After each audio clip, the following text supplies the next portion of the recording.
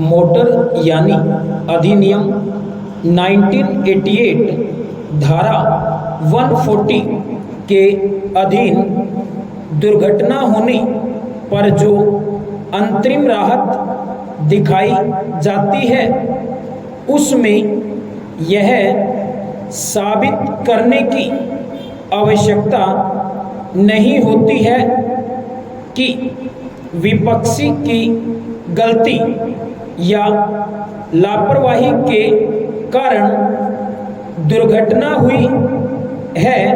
विराम।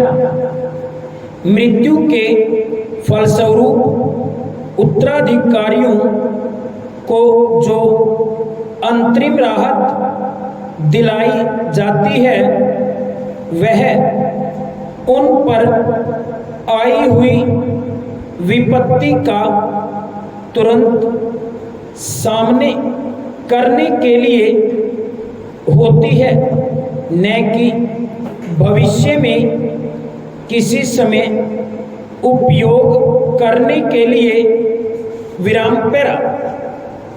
प्रार्थीगण ने एक आवेदन पत्र मोटर दुर्घटना वाद अधिकरण अपर जिला न्यायाधीश हिंडौन सिटी के समक्ष मुआवजा राशि प्राप्त करने के लिए प्रस्तुत किया, जिसमें यह भी प्रार्थना की कि उन्हें धारा 140 मोटरयान अधिनियम 1988 के अंतर्गत 25,000 रुपये की अंतरिम राहत दिलाई जावे।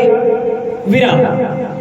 उक्त आवेदन पत्र में दिनांक 19/12/1992 को न्यायालय ने आदेश पारित किए कि आवेदनकर्ता प्रार्थीगण अनावेदक संख्या 4 ब्रैकेट स्टार्ट ए प्रार्थी इंश्योरेंस कंपनी ब्रैकेट क्लोज 25,000 रुपये की राशि का चेक अदा करे।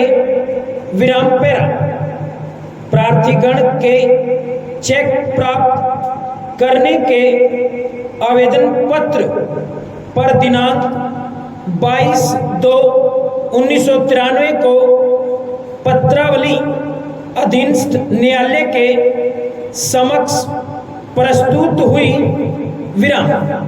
उस रोज अधीनस्थ न्यायालय द्वारा ओरिएंटल इंश्योरेंस कंपनी द्वारा जमा कराए 25,000 रुपये के चेक के बाबत आदेश दिए गए कि प्रार्थीगण अपने स्थानीय बैंक का खाता संख्या न्यायालय को दें एवं उस बैंक के नाम न्यायालय द्वारा चिट्ठी लिखी जावे कि उक्त 25,000 रुपये की वे पांचों प्रार्थीगण के नाम 5,000 रुपये प्रत्येक के नाम फिक्स्ड डिपॉजिट FD 5 वर्ष के लिए करें।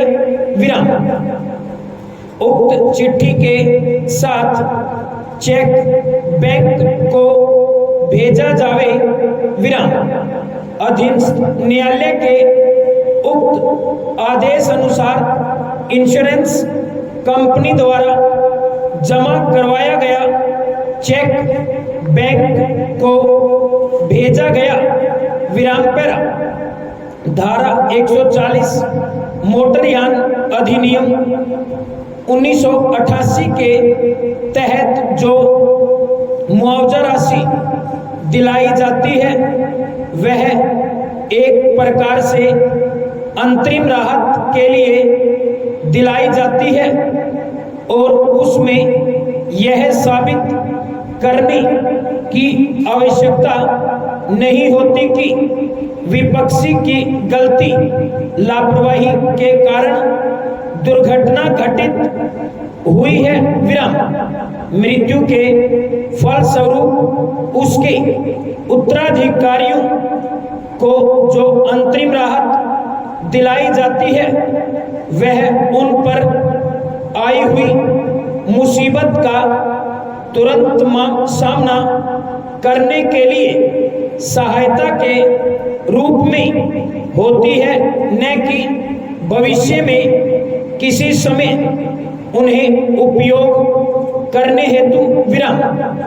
अतः अंतरिम राहत को राशि शीघ्रातिशीघ्र मृतक के उत्तराधिकारियों को दी जानी चाहिए विराम। 5 वर्ष बाद उसकी अदायगी की तारीख निश्चित कर प्रार्थीगण को उनके अधिकारी से वंचित रखने का कोई औचित्य नहीं है विराम। पर इस संबंध में उन्होंने न्यायालय का ध्यान बारूलाल बनाम मोटर दुर्घटना दावा अधिकरण जबलपुर (1980) SCJ पेज 302 की ओर आकर्षित किया, जिसमें अभिनिर्धारित किया गया है कि धारा 92 (A) मोटरयान अधिनियम 1939 में देय राशि को बैंक में जमा कराने का आदेश न्यायालय के क्षेत्राधिकार के बाहर है विराम। पैरा अतः यह पुनर्निरीक्षण याचिका स्वीकार की जाती है विराम। अधीनस्थ न्यायालय का आदेश दिनांक 22/2/1993 निरस्त किया जाता है तथा आदेश दिया जाता है कि संबंधित बैंक को सूचित किया जावे कि 25,000 रुपये जो प्रार्थीगण के नाम सावधि जमा किए हैं उन्हें प्रार्थीगण को नगद करें अथवा उनके चालू खातों में परिवर्तित जमा करें विराम।